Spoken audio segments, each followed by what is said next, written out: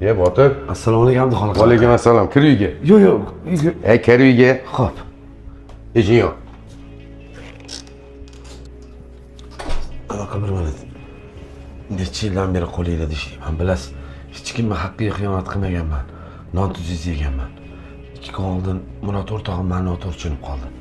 Ko'pchilikni oldida o'g'riga chiqarib meni izza qildi. Agar $300 yo'qolgan pulni olib kelmasang, men seni rasmiy bilan o'g'ri deb chiqarib internetga chiqarib yuboraman dedi. Shu pulni olib keldim. Hamma shu pulni berib qo'ying. Bergan non tuzinglarga rozi bo'ling, iltimos. Sog' bo'ling. Botir. Anaqa lekin yomon tilim og'ridi. Botir.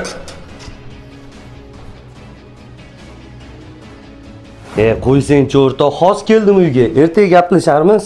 Murod, menga qarab yor. Assalomu alaykum. Botir keluvdi. Anaqa ada bolalar ko'rishgan ekan kassadan pul olganini.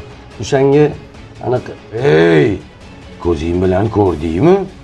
ada ko'pchilikdan eshitdim. Doniya metodi. Unda meni ikkita qulog'ing bilan eshit, qo'lingni sindir, oyog'ingni sindir, boshingni tosh bilan urib yor. Lekin ko'ngil sindirma. Ko'ngil Allohniki. Ko'ngil sindirgan odamni bilsang, taholati ham turmas ekan. Bilmasang, bilib qo'y o'g'lim. Bu 5 kunlik dunyoda birovni ko'nglini sindirishmas, ko'ngillarni ovlash kerak. Xo'p bo'ladi adajon.